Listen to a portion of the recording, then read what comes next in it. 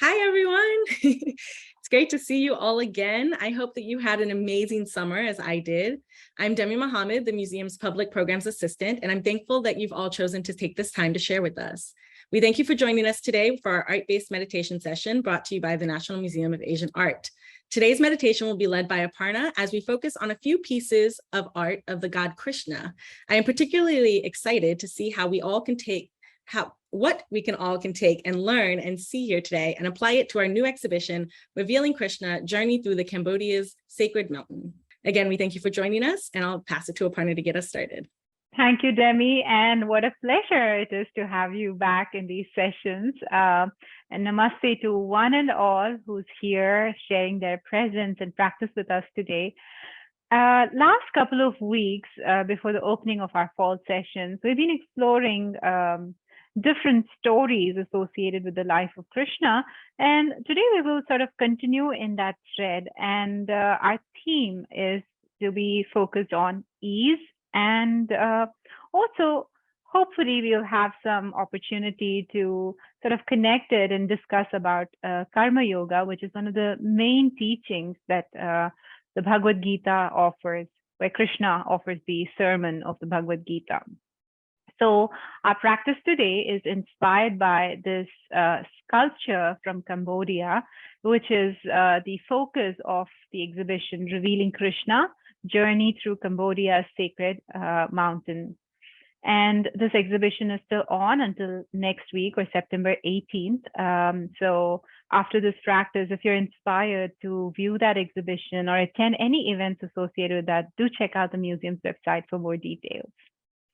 So let's go ahead and I'll give you an overview of what we'll do today.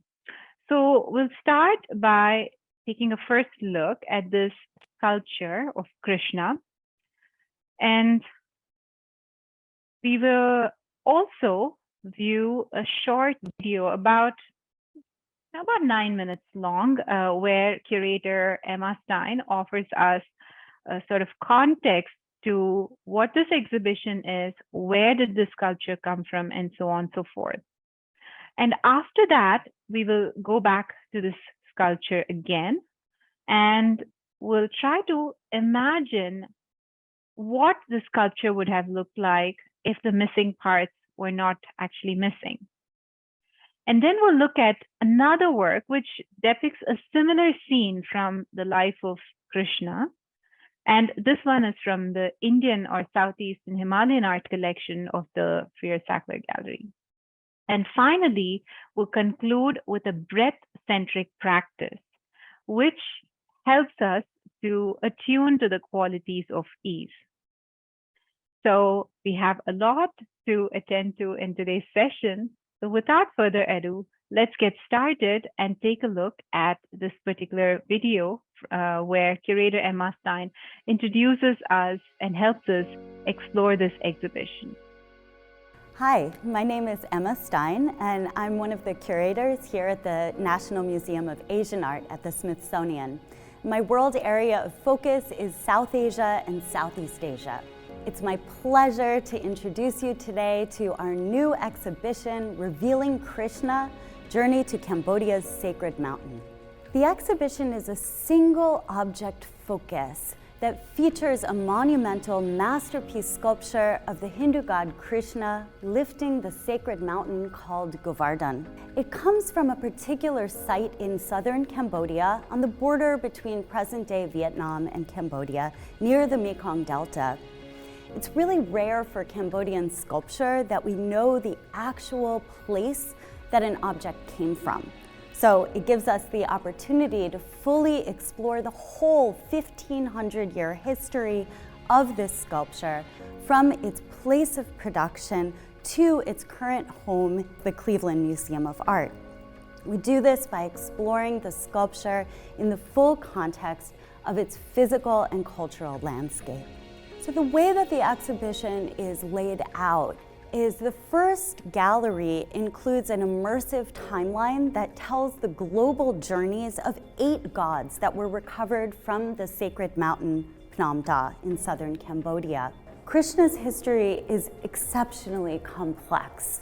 It was broken into pieces after the site was no longer in use and shipped piecemeal out of Cambodia, where it wound up in private collections first in Paris and then in Brussels before arriving at the Cleveland Museum of Art.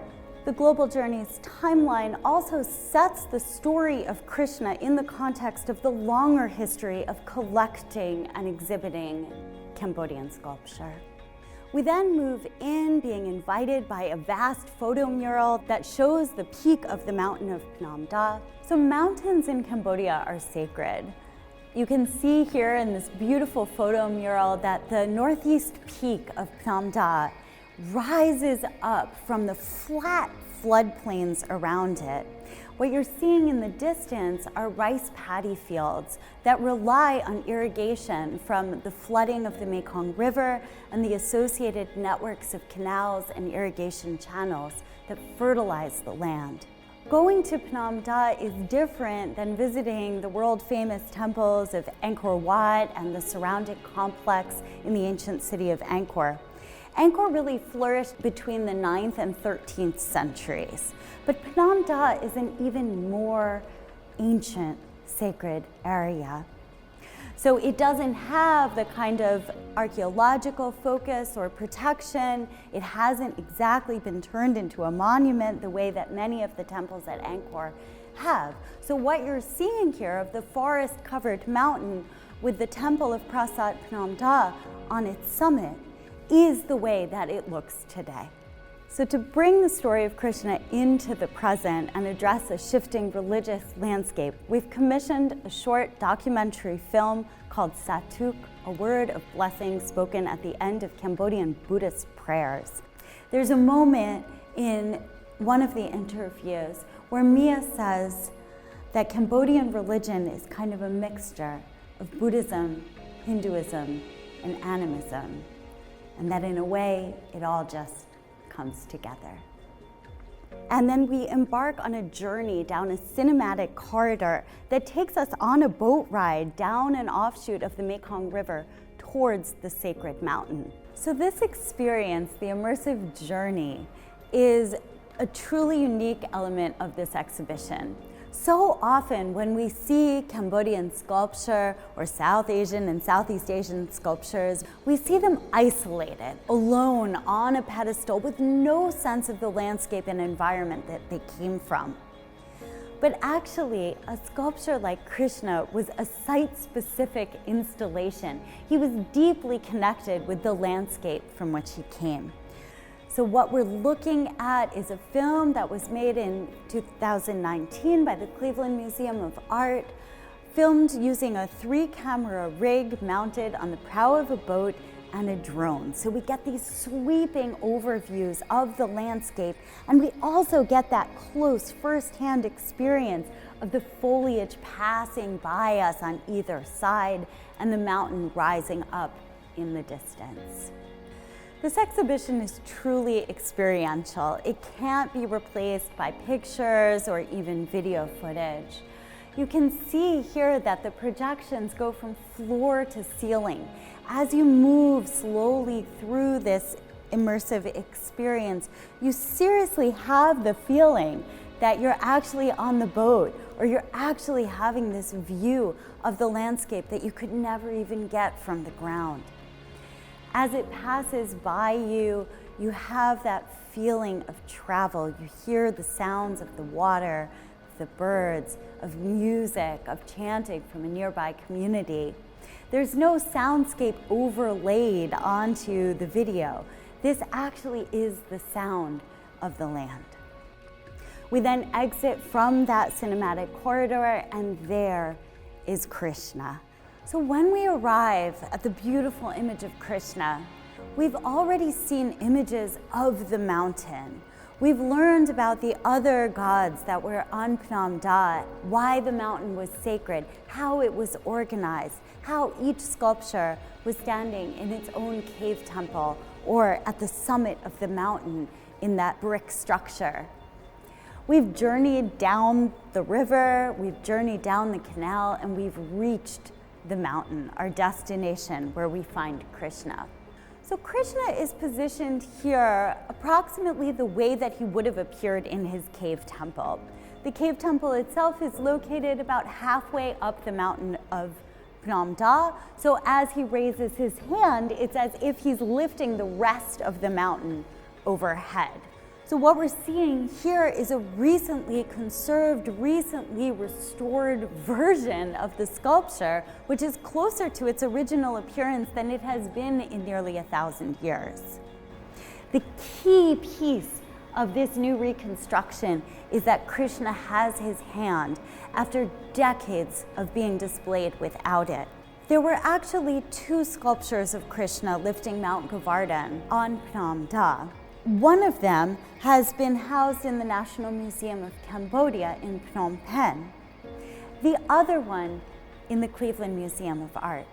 And since 1977, when it was originally restored in Cleveland, it did not have its hand, but it had the lower portions of its legs and feet.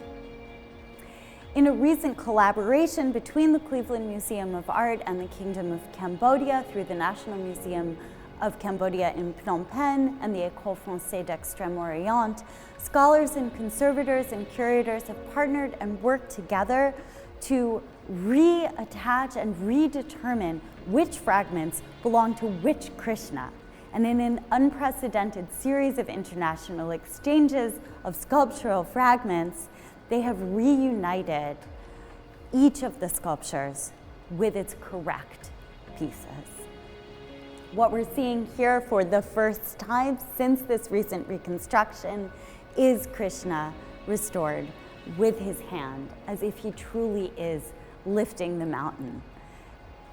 I hope that after visiting this exhibition, that you'll have that sense of the fact that Krishna truly was a site-specific installation, really connected with the landscape around him. He can't be seen as an isolated work of art. Instead, he's a powerful, divine figure carved by expert craftsmen sometime around the year 600 and positioned in a sacred mountain that persists in its sacrality, in its importance in a land today. Thank you so much for watching that video with us. I hope you got a sense of what this exhibition is about, what the sculpture of Krishna that we're about to look at, what is the context, what is the space and location and time from where Krishna has come to us today in this exhibition. So now we'll go on to start our meditation practice with this information.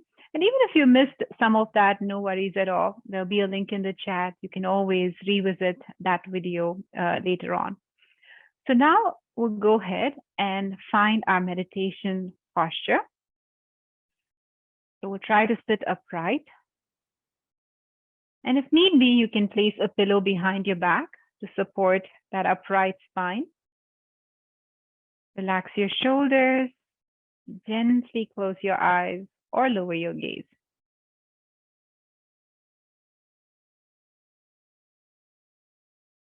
Take a moment to arrive into our presence by gently guiding our attention to our hands, noticing sensations there, noticing the placement of the hands, perhaps tracing the shape of the hands so we can feel into the inner volume that the hands contain.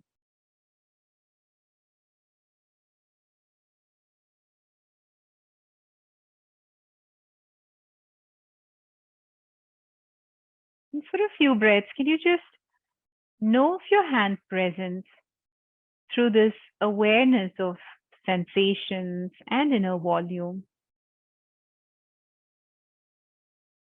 So even without seeing or moving your hands, you know that the hands are there in space and time.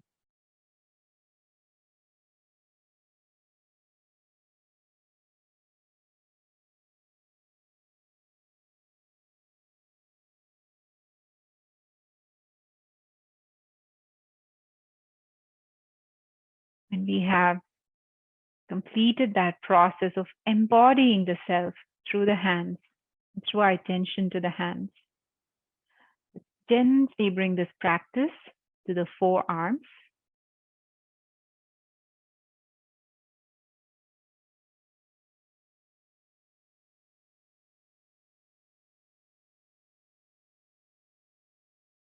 The elbows.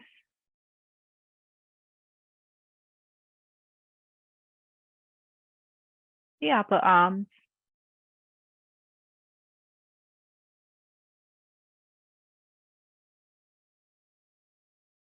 Shoulders.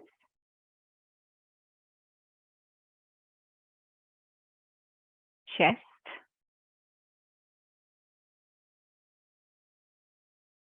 Upper back.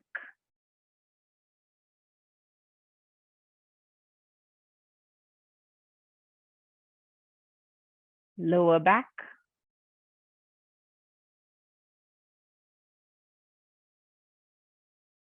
Abdomen.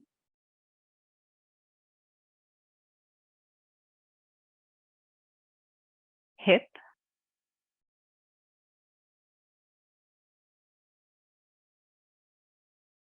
Feet.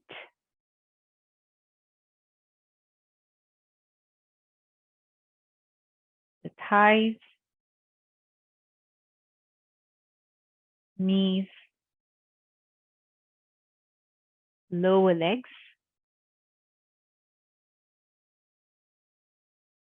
Feet.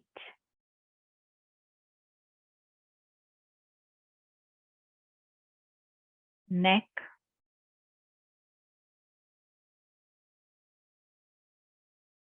The face.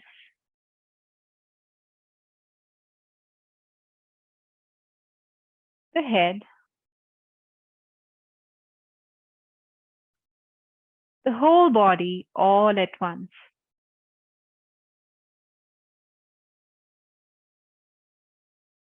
Please bring your awareness to your entire body's presence through awareness of sensations and the inner volume.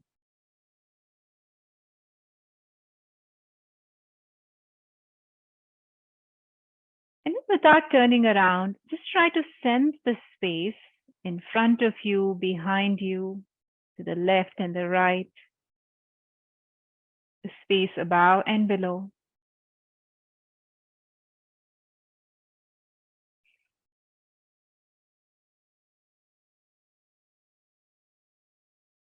And if in the process of attending to all of these details, you are holding your breath, free the breath, take a nice deep breath in, like you're breathing in here.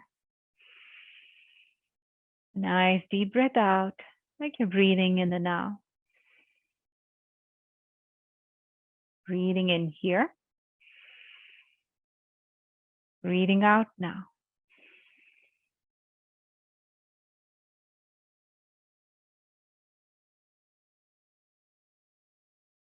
Maybe all close our eyes so we could begin to visualize our journey to this sacred mountain of Cambodia, the Phnom Da. You can use some of the visuals that you saw in the video to just imagine if you were in the same boat as that camera was.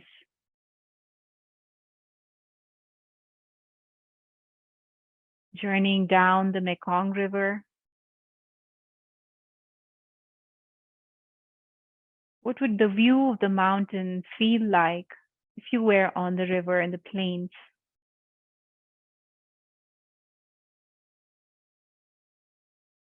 Can you imagine the journey walking up, climbing up that mountain to reach that cave temple?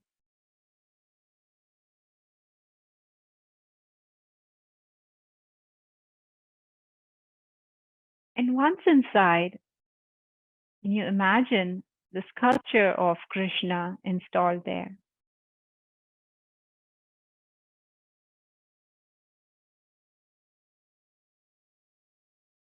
If you'd like to, you may open your eyes. Observe the sculpture of Krishna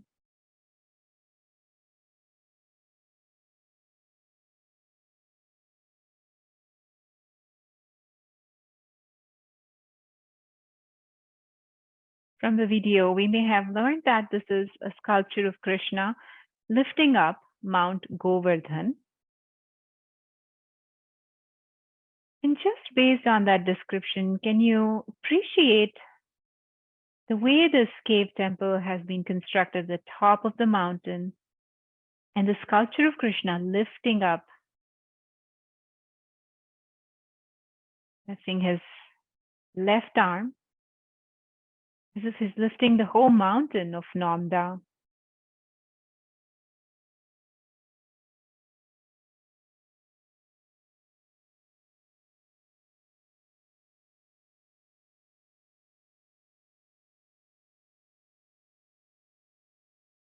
Try to zoom into it a little bit.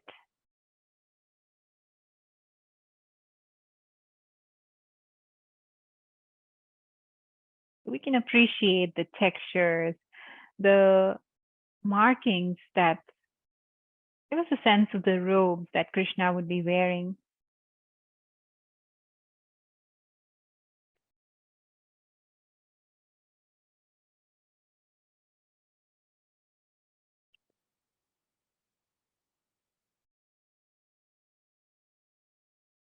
And then let's pay attention to his expression.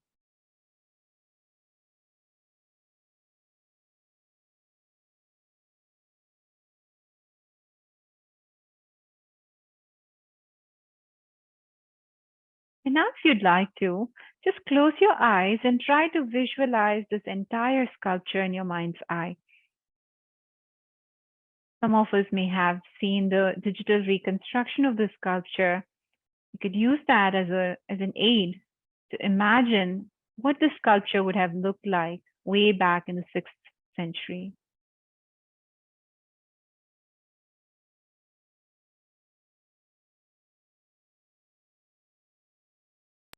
Take a few moments with that visualization.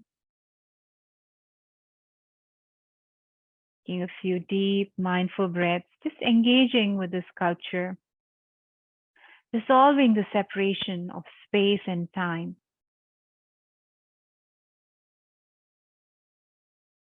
And engaging with this Krishna sculpture from the 6th century, from Cambodia, right here, right now, where you are.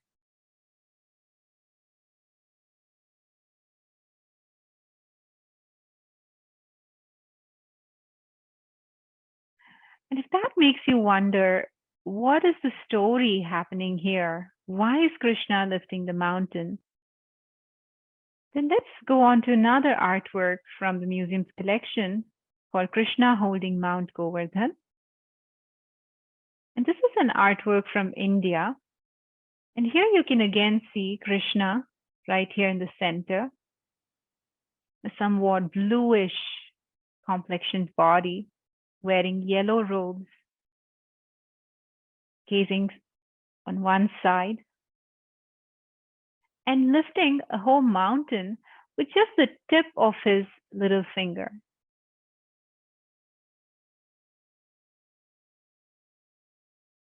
You can see that here there are torrential rains happening, and there's a small humanoid figure here mounted on an elephant. And although we cannot see their face as clearly, the body language conveys a sense of, like he's bestowing his wrath on all of these people who are shielded under this mountain that Krishna has lifted.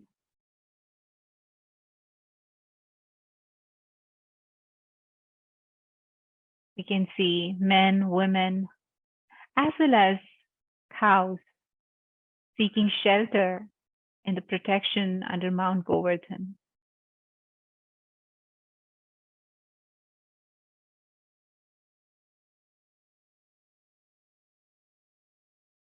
And now let's pay attention to Krishna's expression again in this painting. What do we see? Can we imagine ourselves lifting up something as heavy as a mountain with the tip of our little finger on the left hand.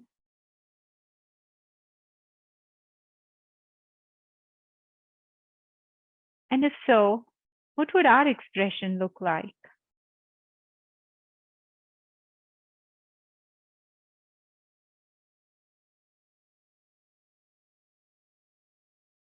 How did Krishna achieve this ease?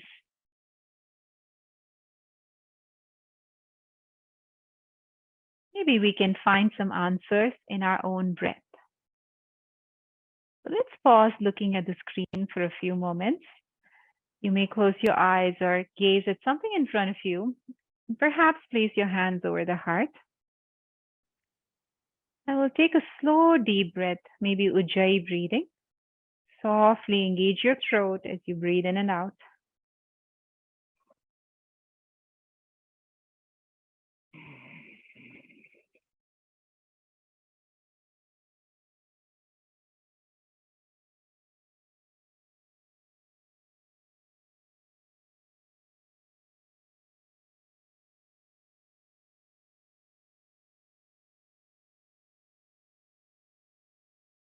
Bring your hands down to the abdomen. Breathing in, let your abdomen expand. Breathing out, let's hug the abdomen to the spine.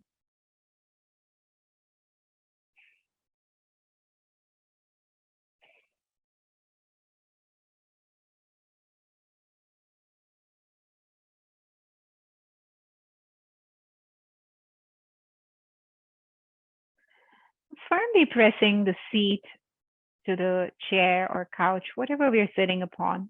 Lift up your spine and slightly hug your belly to the spine, like you're firming up your core. Keep that firmness to the core while breathing here into your chest. So you breathe in, the ribs expand. Breathe out, the ribs knit in.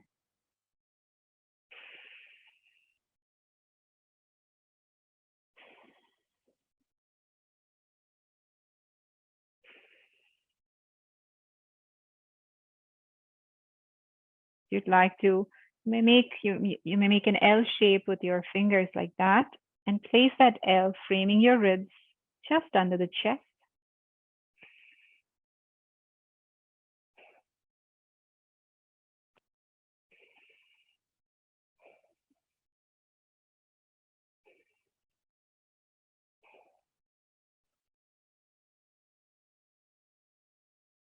Like you're breathing in here, breathing out in the now.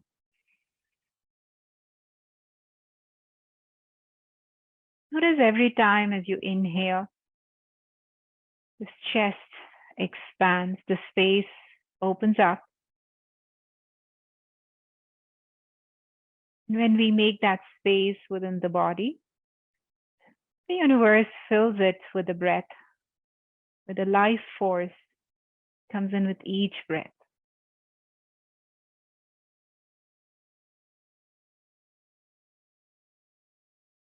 You may continue for a few more breaths, maybe resting your palms on knees or thighs.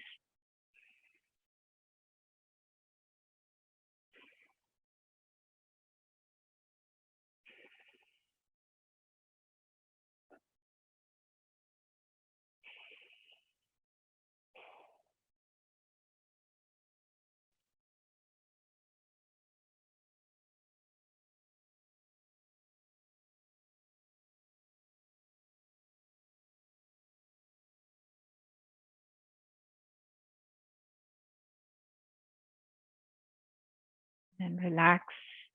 Let go of all the efforts. Relax your feet. Relax your legs. Relax your arms. Relax your shoulders, torso. Relax the neck and the head. Just relax in such a way that body feels spacious.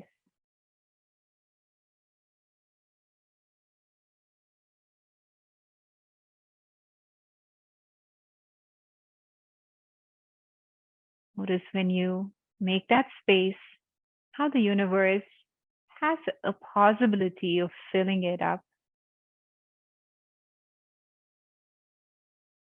Universe comprising of all the people, all the living beings.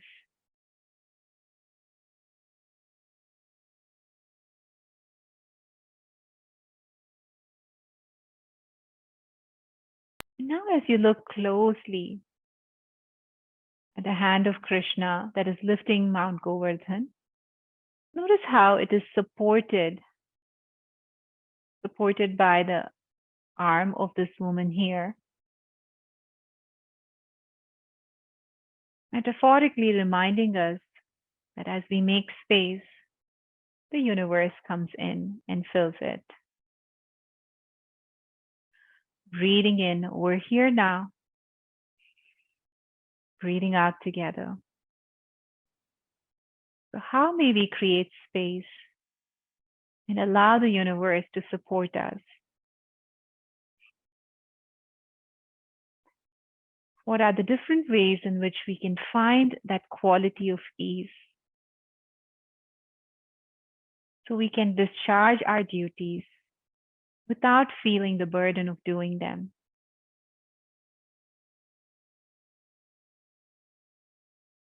May this painting of Krishna, may the sculpture of Krishna lifting Mount Govardhan invite us into these qualities and inspire us to lead our lives with this sense of ease, relaxed awareness, wherever we are, just as we are.